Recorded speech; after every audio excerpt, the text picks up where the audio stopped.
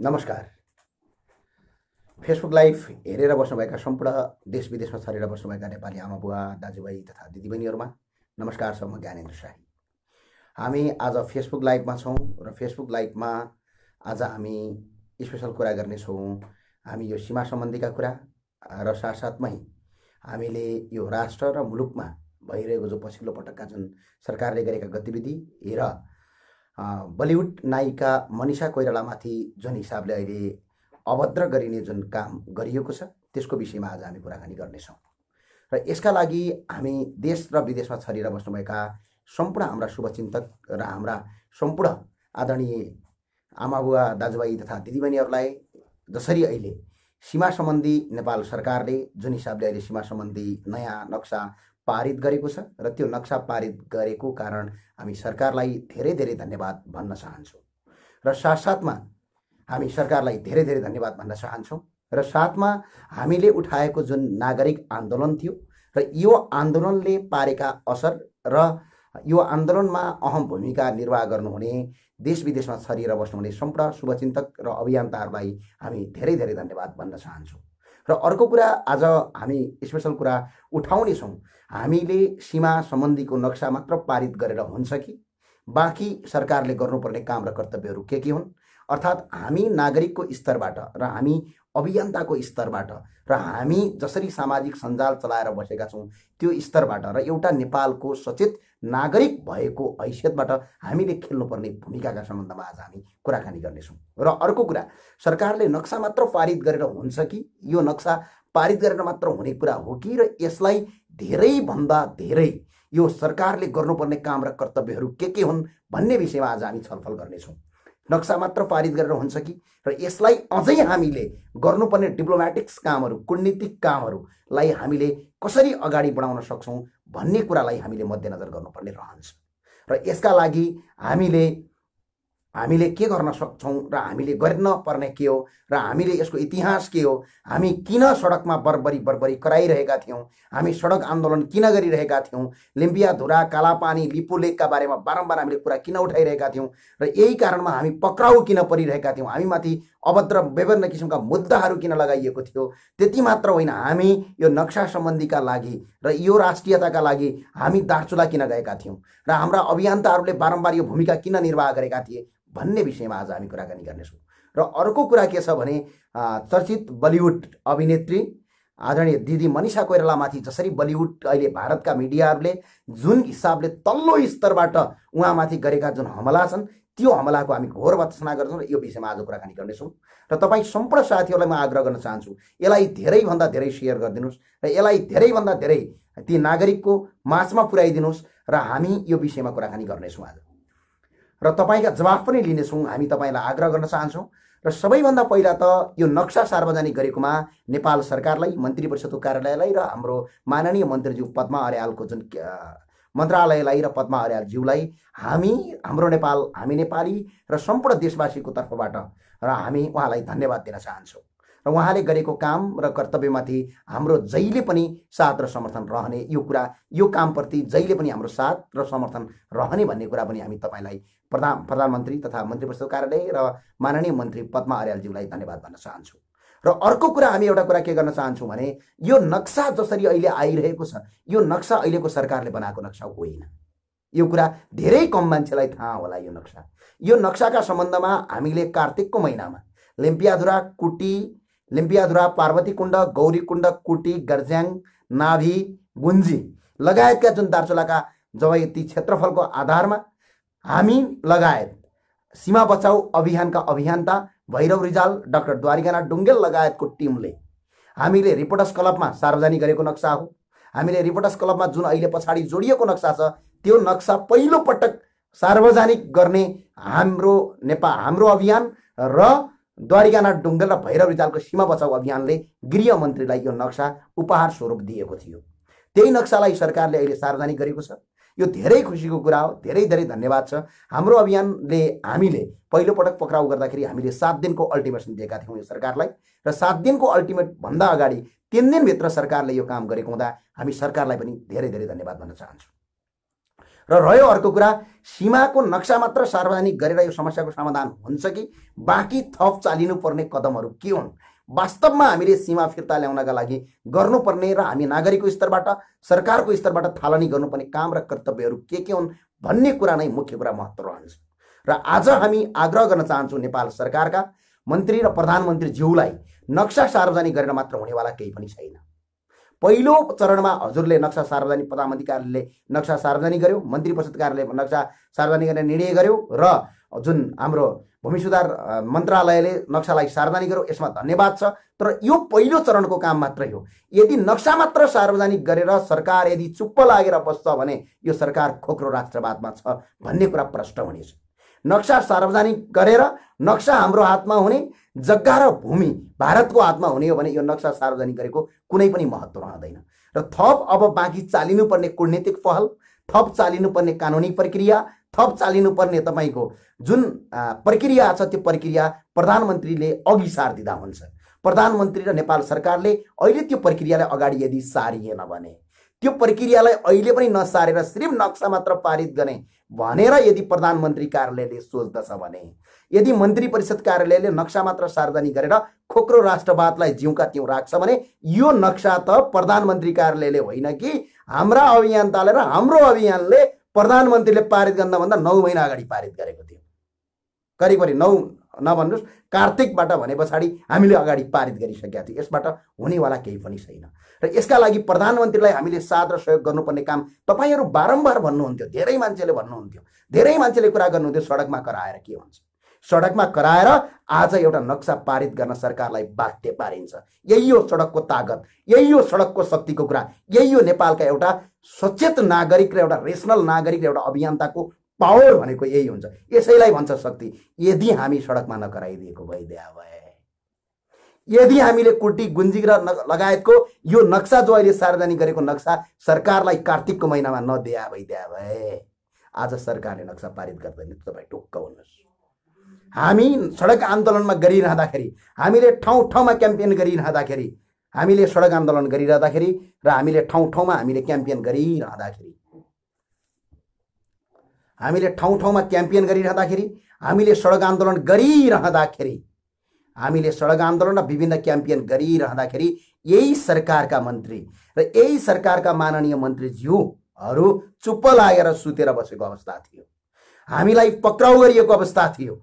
त्यति मात्र होइन, हामीले जब तपाईँको लालपूर्जा सहित गुन्जीका नागरिकको लालपूर्जा सहित रिपोर्टर्स क्लबमा नेपाल सरकारलाई बुझाउँछु भन्दाखेरि अहिलेका मन्त्री परराष्ट्र मन्त्रीज्यूले त्यो बुझ्न मानेका थिएनन्। आज सरकार स्वयं अहिले सरकारका प्रधानमन्त्री केपी शर्मा ओलीज्यूलाई सीमा मिचिएको सम्बन्ध र त्यहाँ बनेको सडकको सम्बन्धमा अलिकति पनि नलेज थिएन। उहाँले सार्वजनिक रूपमै भन्नुभएको थियो।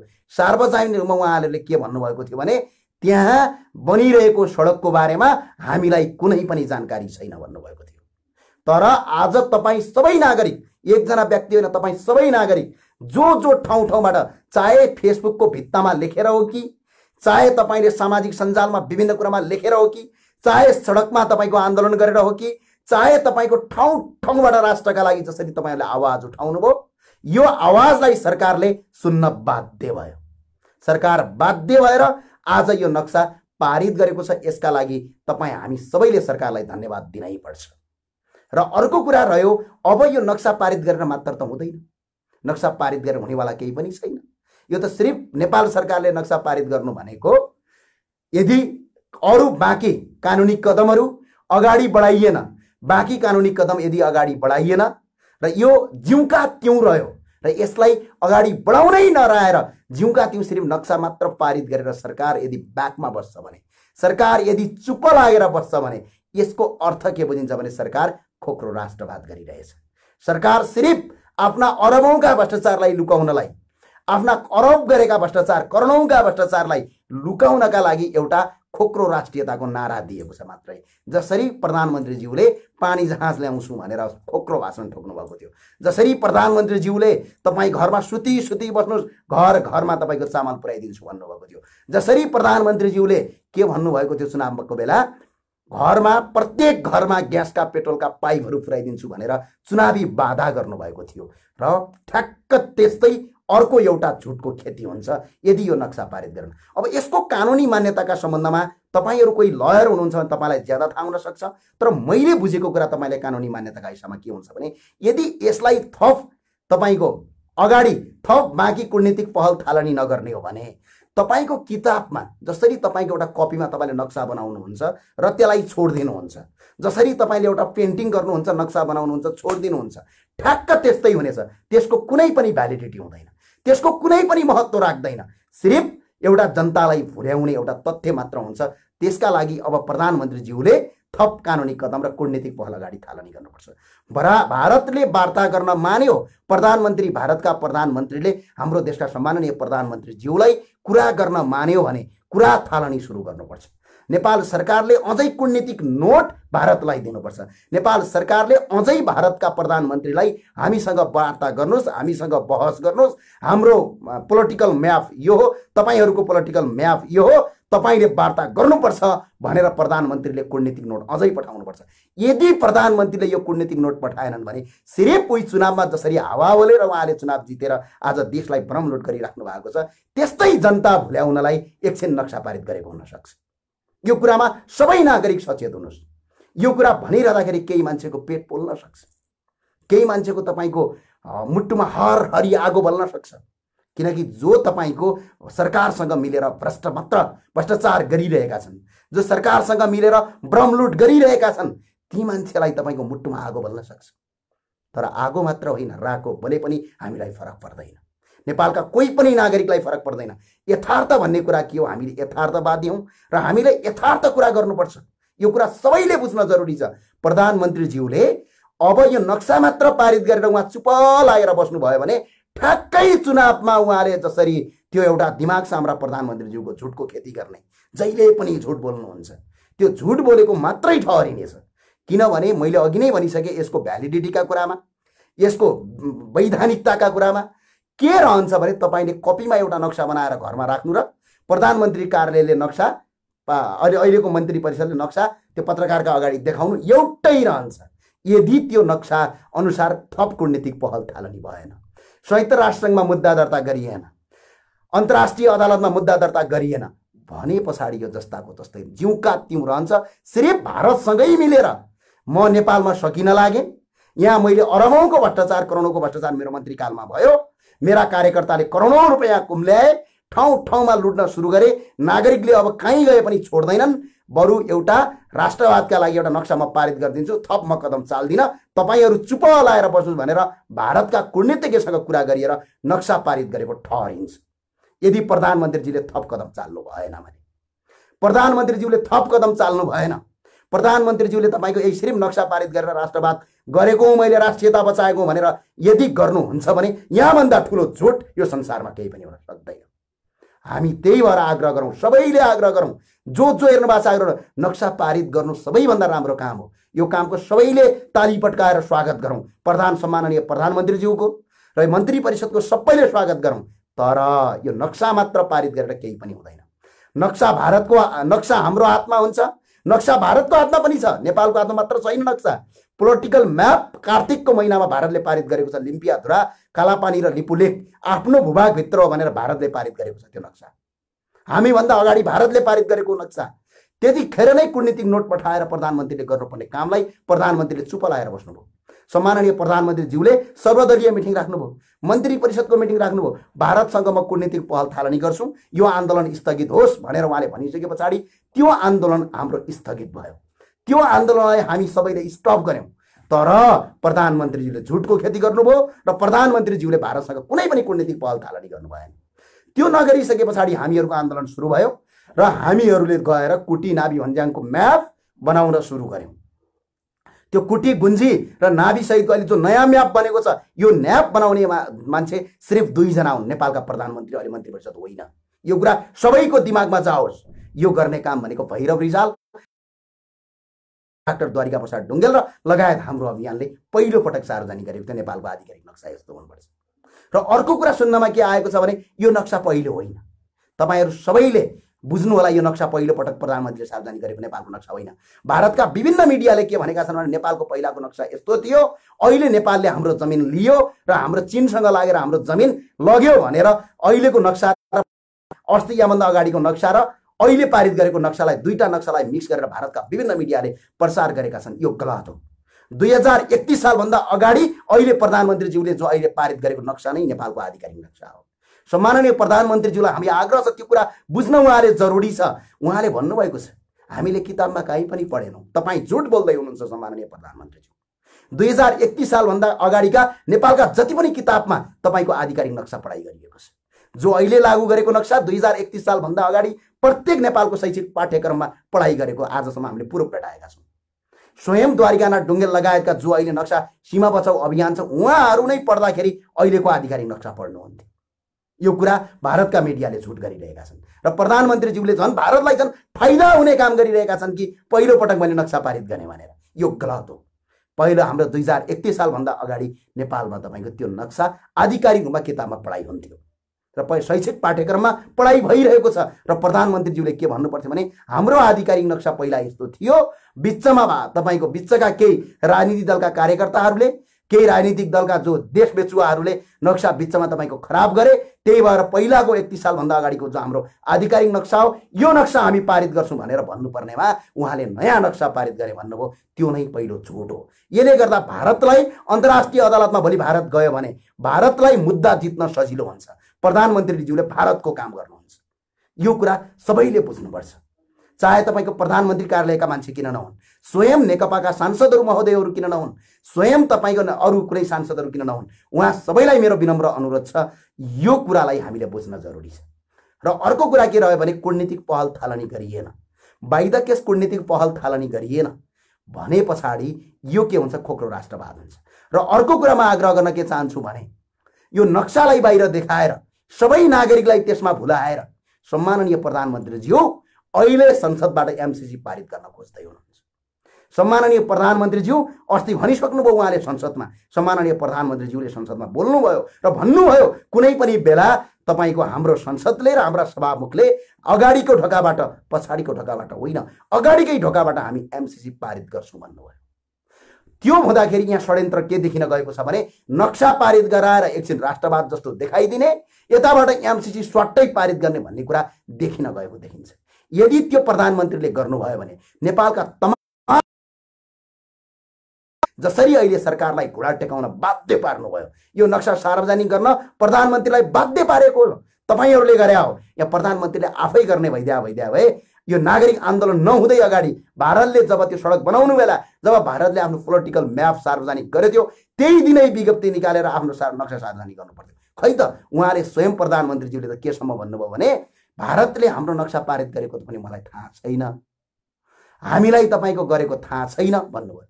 र नागरिक आन्दोलनले गर्दा, नागरिकको आवाजले गर्दा प्रधानमन्त्री कार्यालय, मन्त्री परिषदको कार्यालय र अहिलेको सरकारले यो नक्सा सार्वजनिक गरेको छ। यसलाई तपाईँ हामी सबैले धन्यवाद दिउँ। तर यतिले हुँदैन। तर यहाँ षड्यन्त्र के देख्न गइरहेको छ भने बाहिरबाट नक्सा पारित गर्ने, नागरिकहरू सबै त्यसमा भुल्ने र अनि भित्री ढोकाबाट गएर एमसीसी पारित गरिदिने। हामीले भारतको जो पोलिटिकल म्याप र जो नक्सा आज पनि भारतले भोगचलन गरिरहेको छ, त्यो जमिन अहिले पनि भारतीय सेना छ, लिम्पिया धुरामा आज पनि भारतीय सेना छ, आज पनि कोटी गुन्जी र गर्ज्याङमा आज पनि तपाईँको भारतीय सेनाका पोस्ट छन्। जुन दिनसम्म भारतीय सेनाको त्यहाँबाट पोस्ट हटेर जुन दिन नेपाली सेनाको पोस्ट त्यहाँ रहँदैन तबसम्म यो भूमि नेपालमा आएको ठहरिँदैन। जुन दिनसम्म त्यो भूमि हामीले भोगचलन गर्न पाउँदैनौँ तबसम्म तपाईँको त्यो भूमि नेपालमा आएको ठहरिँदैन। ल मानौ अहिलेको प्रधानमन्त्रीज्यूले कूटनीतिक पहल थालनी गर्नुभयो, उहाँको कार्यकाल सकियो, उहाँले जानुभयो संयुक्त राष्ट्रसङ्घमा मुद्दा पनि दिनुभयो, उहाँले भारतका प्रधानमन्त्रीलाई फेरि कूटनीतिक नोट पठाउनु भयो कि हामीसँग वार्ता गर भनेर कूटनीतिक नोट पठाउनु भयो, भारतले सुनेन। उहाँले गएर तपाईँको अन्तर्राष्ट्रिय अदालतमा नेपाल सरकार बाहेक कसैले पनि मुद्दा हाल्न सक्दैन। धेरै मान्छेले भनेका छन् हामी मुद्दा हाल्छौँ, त्यो कुनै पनि भ्यालिडिटी हुँदैन। देश सम्बन्धीको मुद्दा हाल्नलाई सरकारले हाल्यो भने मात्र भ्यालिडिटी हुन्छ। यदि कुनै व्यक्तिले गएर त्यहाँ यदि मुद्दा हाल्छ भने झन् सरकार कमजोर हुन्छ। यो कुरा कानुनी रूपमा बुझ्नु होला। कानुन पढेका जति पनि साथीहरू हुनुहुन्छ, कानुन पढेका जति पनि अधिवक्ताज्यूहरू हुनुहुन्छ, कानुन पढेका जति पनि प्रोफेसरज्यूहरू हुनुहुन्छ, तपाईँहरूले यो कुरा बताइदिनुहोस्। एकजना व्यक्तिले गएर अन्तर्राष्ट्रिय अदालतमा मुद्दा हाल्ने अधिकार र त्यो हालेको मुद्दालाई पनि भ्यालिडिटी मानिँदैन, त्यो मुद्दालाई आधिकारिकता मानिँदैन, त्यो मुद्दा सही मानिँदैन, त्यो मुद्दा हाल्नलाई नेपाल सरकार बाहेक अरू कसैले पनि हाल्न पाउने अधिकार छैन। र यदि हाल्यो भने पनि त्यो भ्यालिडिटी हुँदैन, नेपाल सरकारले हाल्यो भने मात्रै त्यो मुद्दा भ्यालिडिटी हुन्छ। यो कुरा बुझ्न जरुरी छ। प्रधानमन्त्री र सम्माननीय प्रधानमन्त्री र मन्त्री परिषदको कार्यालय र अहिलेको सरकारले यदि त्यो मुद्दा लगेर अन्तर्राष्ट्रिय अदालतमा हाल्छ, संयुक्त राष्ट्रसँग मुद्दा दायर गर्छ, भारतलाई कूटनीतिक पहल थालनी गर्छ र कूटनीतिक नोट भारतका समकक्षी भारतीय प्रधानमन्त्री नरेन्द्र प्रसाद मोदी र नेपाल सरकारका सम्माननीय प्रधानमन्त्रीज्यू केपी शर्मा ओली आफ्ना समकक्षीसँग त्यो नोट यदि उहाँले दिनुभयो भने मात्र त्यो कुरालाई भ्यालिडिटी हुन्छ, वास्तविकताको राष्ट्रवाद ठहरिन्छ। होइन भने जनतालाई भरममा पार्नलाई एउटा किताबको कागजमा नक्सा देखाएर, यो नक्सा आज पारित भएको होइन, 2031 सालभन्दा अगाडिको नक्सा हो। यो नक्सा अहिलेको सरकारले होइन, कार्तिकको महिनामा हाम्रो अभियानले र भैरव रिजाल लगायत द्वारिका प्रसाद ढुङ्गेलको अभियानले सार्वजनिक गरेको कुरा हो। यो कुरा सबैले बुझ्न जरुरी छ र सरकारले त्यो कुरालाई भ्यालिडिटी मान्यो, हामी सबैलाई धन्यवाद दिन चाहन्छौँ। र तर त्यो नक्सा देखाएर उहाँहरूले अरबौं गरेका करोडौँका भ्रष्टाचारहरूलाई छताछुल्ला पाल्नलाई र चोर बाटोबाट होइन, उहाँ अस्ति सम्माननीय प्रधानमन्त्रीज्यूले संसदमै बोल्नु भएको छ, म चोर बाटोबाट होइन कि एमसीसी सभामुखको पहिलाको जुन बाटो छ त्यही बाटोबाट पारित गर्छु भनेर उहाँले बोलेको हुँदाखेरि यो नक्सा पारित गरेर जनतालाई एमसीसी पारित गराएर देशलाई लुट्ने एउटा नयाँ फन्डा क्रिएट गराउँदै हुनुहुन्छ।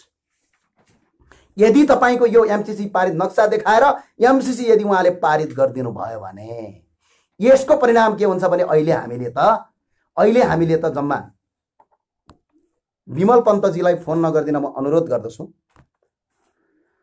र अहिले हामीले एउटा कुरा हामीलाई आग्रह के गर्दछु भने अहिले हामी सबैले के बुझ्न जरुरी छ भने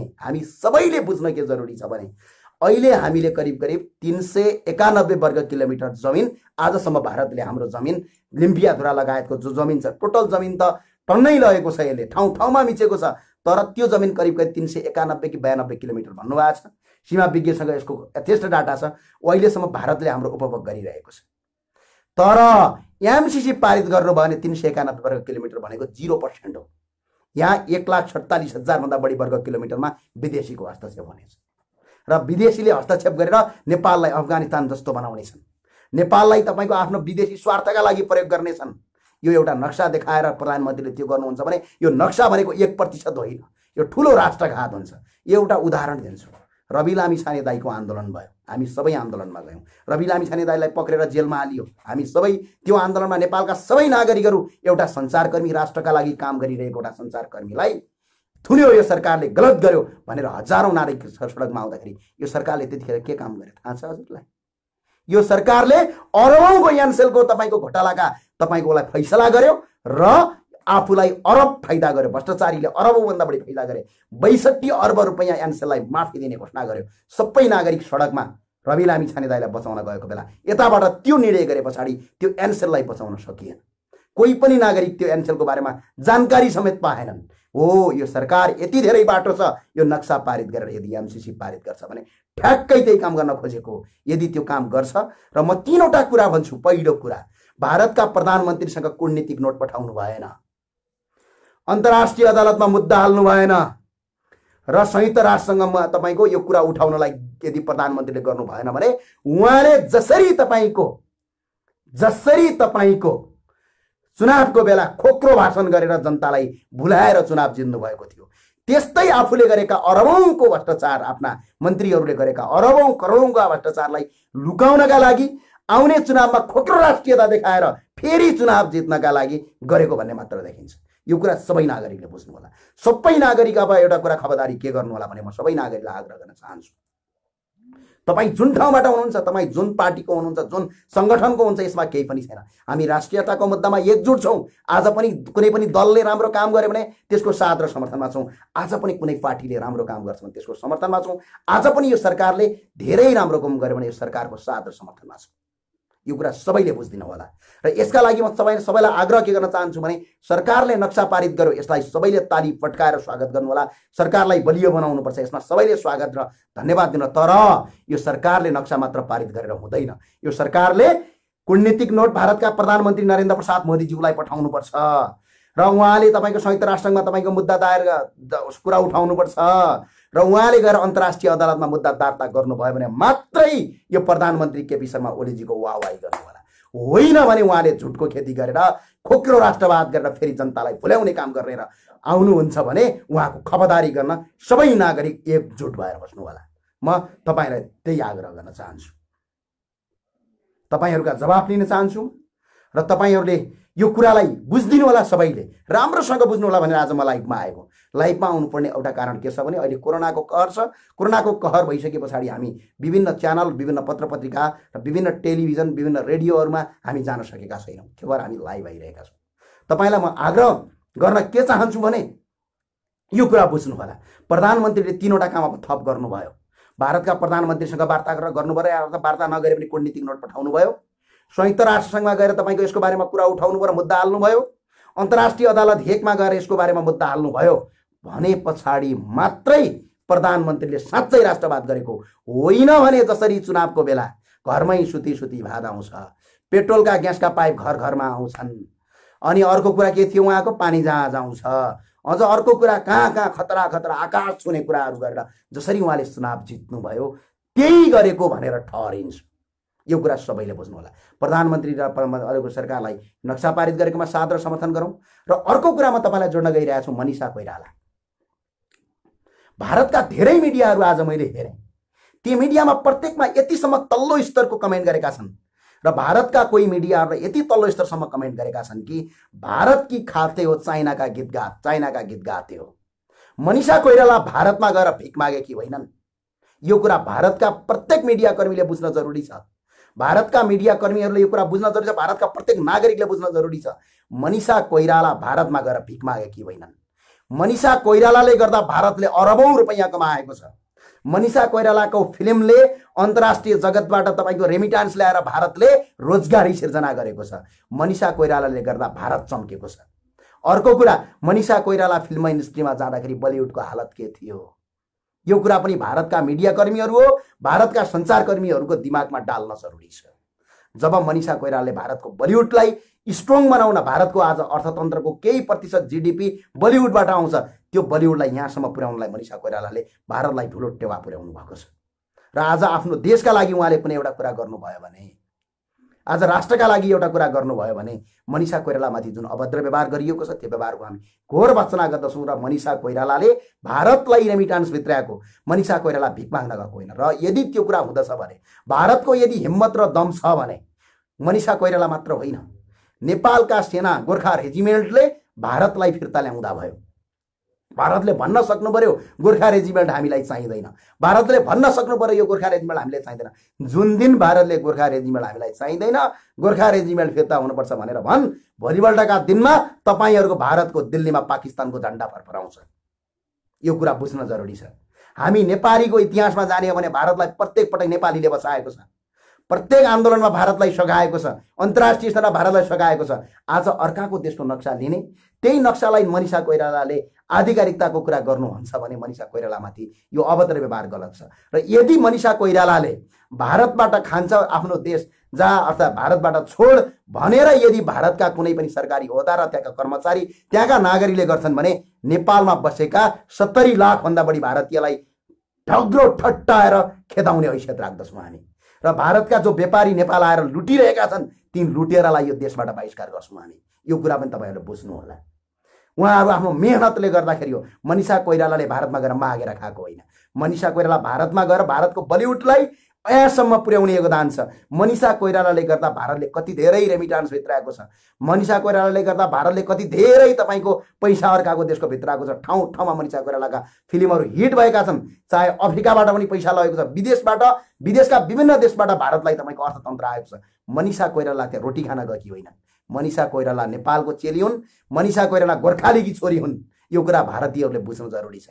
र यदि भारतीयले हामीलाई गोर्खा पनि चाहिँदैन, नेपाली पनि चाहिँदैन भनेर देखाऊ, भनेर मात्र देखाएको 1 महिना पछाडि पाकिस्तानले अट्याक गर्छ भारतलाई। यो कुरा बुझ्नुहोस्। र भारतको दिल्लीमा भारतीय झण्डा हुँदैन, पाकिस्तानको झण्डा हुन्छ। यो कुरा बुझेर राख्नु होला। र भारतलाई हामी आग्रह गर्न चाहन्छौँ, नेपालीका तर्फबाट, हामीहरूको तर्फबाट मनिषा कोइराला दिदीले उठाएको मुद्दामा हाम्रो साथ र समर्थन छ। मनिषा कोइरालालाई अहिले पनि I am with Manisha Koirala. सबै नागरिकले मनिषा कोइरालालाई स्वागत गर्नुहोस्। सबै अभियन्ताहरूले मनिषा कोइरालालाई यतिखेर साथ दिने समय त साथ दिउँ। र यदि त्यो अवस्था सिर्जना हुन्छ, मनिषा कोइरालाको अवस्था सिर्जना हुन्छ भने नेपालमा भारतीय कुनै पनि टेलिभिजन हामी बन्द गराउँछौँ। र यदि सरकारले त्यो टेलिभिजन बन्द गराउँदैन भने सरकारले ती भारतका टेलिभिजन, सोनी टेलिभिजन, दुनिया टेलिभिजन विज्ञापन भारतमा बुझाउने विज्ञापनको पैसा, बोरो प्लस दुनिया तपाईँले विज्ञापन जो हेर्नुहुन्छ नि त्यो पैसा भारतमा बुझाउने भारतका कम्पनीले, भारतको टेलिभिजनले पैसा कमाउने, फ्रीमा नेपालमा एडभर्टिजमेन्ट गर्ने। अझ त्यति मात्र होइन, च्यानलमा आएको सोनी टेलिभिजनले एक महिनाको एकजनाबाट 10 रुपैयाँभन्दा बढी एकजना व्यक्तिबाट टेलिभिजनको चार्ज लिन्छ। च्यानलको थ्रोबाट, डिसोमबाट र अन्य च्यानलबाट तपाईँको त्यो पैसा लिन्छ। पे आउट गरेको पैसालाई फ्रीमा नेपालमा विज्ञापन बजाएर अरबौं पैसा कमाइरहेका छन् यिनीहरूले। भारतको सामान नेपालमा बिक्री गरेर करोडौं होइन अरबभन्दा बढी कमाइरहेका छन्। म भारतमा अडिट गरिरहँदाखेरि त्यहाँको टोटल तपाईँको जीडीपीको रेमिटान्समा नेपाल 13औं मुलुक पर्थ्यो, जसको जनसङ्ख्या भारतका बिहारका 2 देखि 3 वटा जिल्लाभन्दा बढी छैन। त्यो जनसङ्ख्या भएको देशबाट भारतमा पैसा आउने पैसा मध्ये नेपाल 13औं नम्बरमा पर्थ्यो। त्यति पैसा नेपालबाट भारत जान्छ। र भारतमा यदि मनिषा कोइरालामाथि त्यो अपैति गर्छ भने भारतका कुनै पनि च्यानल नेपालमा चल्दैनन्, भारतका बलिउडहरू चल्दैनन्। यो म दावा गर्छु। मनिषा कोइरालामाथि त्यो भयो भने हाम्रो अभियानले यो कार्यक्रम सरकारलाई थालनी गर्नेछ, संचार मन्त्रालयलाई यो आग्रह गर्नेछ, बलिउडको एउटा फिल्म पनि नेपालका हलमा चल्नु हुँदैन। जसले हलमा चलायो त्यसले तपाईँको नेपालबाट बहिष्कार र नेपालीको धुलाई खान्छ। यो कुरा सबैले बुझ्नु होला। किनभने भारतले मनिषा कोइराला भिख माग्न गएकी होइन। भारतले त फिल्मबाट मात्र नेपालबाट अरबौं रुपियाँ कमाएको छ र टेलिभिजनबाट अरबौं रुपियाँ कमाइराखेको छ। त्यही भएर म आग्रह गर्न चाहन्छु, जो अभियन्ताहरू हुनुहुन्छ, जो यो राष्ट्रलाई माया गर्नुहुन्छ, अब व्यवहारमा पनि माया गर्ने बेला भएको छ। त्यति भन्छु म। सबैलाई धेरै धेरै धन्यवाद। र जाँदा जाँदै म आग्रह गर्न के चाहन्छु भने यो नक्सा सार्वजनिक गरेर मात्र हुँदैन, थप कूटनीतिक पहल सरकारले चालोस्, थप कूटनीतिक पहल अगाडि बढाओस् र ठाउँ ठाउँबाट मनिषा कोइराला जुन विभेद छ त्यो विभेदको विरुद्धमा छौँ हामी, मनिषा कोइरालाको साथमा छौँ। र साथमा हामी आग्रह गर्न चाहन्छु, यदि मनिषा कोइरालामाथि त्यो काम हुन्छ भने भारतका कुनै पनि टेलिभिजनहरू नेपालमा चल्न दिनु हुँदैन। यदि सरकारले त्यो हामीलाई चलायो भने तपाईँ सडकमा उत्रिनुपर्छ। र सरकारको यो काम सञ्चार मन्त्रालयको, पहिला एक फेरि सञ्चार मन्त्रालयले एउटा नियम ल्याएको थियो, मिडिया क्लिन फिड विधेयक ल्याएको थियो। क्लिन फिड विधेयक फेरि लागू गर्नुपर्छ। क्लिन फिड विधेयकले यो भारतीय प्रचार प्रसारलाई रोक्छ र भारतका च्यानलहरू पनि बन्द हुने अवस्था हुन्छ। र त्यसका लागि नेपालका ती हाम्रा दिदीबहिनीहरू, दाजुभाइहरू सबै तयार हुनुपर्छ र एकजुट भएर अगाडि बढ्नुपर्छ। एकजुट हुने बेला आएको छ। र जाँदा जाँदा एउटा प्रश्न गर्छु, सडकमा कराएर केही हुँदैन भन्नेहरू हो। आज सरकारले सार्वजनिक गरेको नक्सा यही सडकमा कराउनेहरूले नै यो सरकारलाई दिएका हुन् भन्ने कुरा तपाईँ बुझ्नु होला। यति भने तपाईँलाई पुग्छ होला। तपाईँ राष्ट्रका लागि कराउनुहोस्, राम्रो कामको लागि समर्थन गर्नुहोस्, गलत कामको विरोध गर्नुहोस्। हामीबाट पनि यदि भइ कहिलेकाहीँ गलत हुन्छ भने तपाईँले औँला ठड्याउन सक्नुहुन्छ।